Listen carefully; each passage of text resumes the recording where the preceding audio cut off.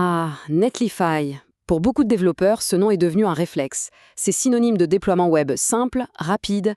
Mais voilà, dans un écosystème qui bouge tout le temps, est-ce que la solution par défaut est vraiment toujours la meilleure? C'est ce qu'on va voir ensemble en explorant quelques alternatives pour dénicher l'hébergeur idéal pour un prochain projet. C'est vraiment la question clé. Honnêtement, Netlify a changé la donne, ça c'est indéniable. Le truc, c'est qu'à mesure que les projets deviennent plus complexes, on commence parfois à se heurter à certaines limites, que ce soit en termes de flexibilité, de contrôle sur le back-end ou tout simplement de coût. Eh bien, il arrive un moment où regarder ailleurs devient une vraie nécessité.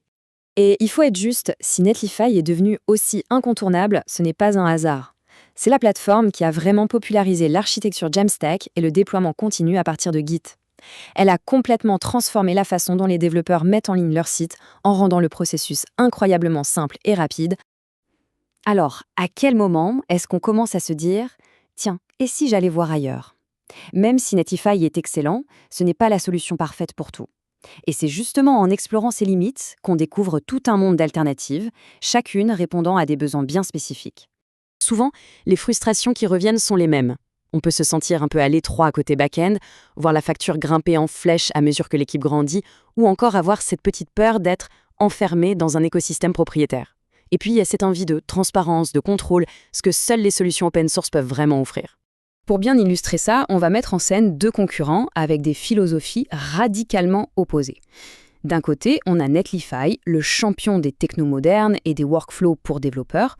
De l'autre, un acteur comme Hostinger, qui lui s'adresse à un public complètement différent, avec une approche beaucoup plus traditionnelle. Et là, les différences sautent aux yeux. Hostinger, c'est le terrain de jeu des débutants et des petites entreprises, avec des outils comme WordPress et un panneau de contrôle super simple. Netlify, à l'inverse, c'est l'atelier des développeurs qui jonglent avec des frameworks modernes, qui préfèrent la ligne de commande et un modèle de prix qui s'adapte à la consommation réelle. Et ce ressenti, il est partagé par les utilisateurs. Ce commentaire sur Reddit, par exemple, résume parfaitement l'expérience Hostinger. Rapide, propre et convivial. C'est justement cette simplicité qui le différencie des plateformes plus techniques. Mais attention, ce duel entre Hostinger et Netlify n'est que la partie visible de l'iceberg. En réalité, tout l'univers des alternatives s'organise autour d'un choix fondamental. Est-ce qu'on opte pour une solution gérée où tout est pris en charge ou pour une solution auto-hébergée où l'on garde le contrôle total? On a donc deux chemins bien distincts. Le premier, c'est celui de la tranquillité d'esprit. On choisit des plateformes gérées comme Render ou Cloudflare Page et on peut se concentrer sur le code, rien que le code. Le second chemin, c'est celui de la maîtrise totale.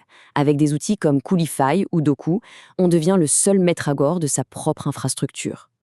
Alors, le PaaS géré, qu'est-ce que c'est?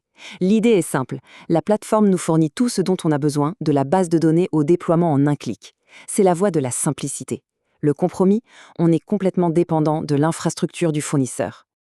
Et à l'exact opposé, on a le PaaS auto-hébergé. Là, le mot d'ordre, c'est liberté. Contrôle total, aucune dépendance et souvent des économies non négligeables. La contrepartie, bien sûr, c'est qu'on est responsable de son propre serveur, les mises à jour, la sécurité, les sauvegardes, tout repose sur nos épaules. Bon, maintenant que le décor est planté, la grande question c'est comment on choisit la bonne solution? En fait, la réponse est simple, tout dépend du projet. Pour y voir plus clair, passons en revue quelques scénarios courants. Premier scénario, le plus classique de tous. Un projet personnel, un portfolio ou un petit bloc statique. L'objectif, c'est que ce soit simple et, si possible, gratuit. Là, il n'y a pas à chercher bien loin. GitHub Pages ou Cloudflare Pages. C'est gratuit, c'est ultra rapide grâce à leur réseau de diffusion mondiaux et c'est parfaitement intégré à Git. Pour des sites statiques, c'est tout simplement imbattable. Deuxième cas de figure. On veut la puissance de WordPress, mais sans la prise de tête de la gestion de serveurs. La priorité, c'est d'avoir une interface simple et conviviale pour tout gérer. Le site, les emails, les bases de données. Ça, c'est le domaine de prédilection d'Hostinger. Il est optimisé pour WordPress, son hPanel est très intuitif et le rapport qualité-prix est excellent. C'est la solution parfaite pour les blogueurs et les petites entreprises. Ok, maintenant, on monte un peu en complexité. On développe une application complète, front-end, back-end, base de données. Mais on veut absolument éviter de jouer à l'administrateur système. Ça, c'est le terrain de jeu parfait pour Render. C'est une plateforme gérée qui combine la simplicité de déploiement d'un Heroku avec des services modernes comme des bases de données PostgreSQL intégrées et des déploiements sans interruption.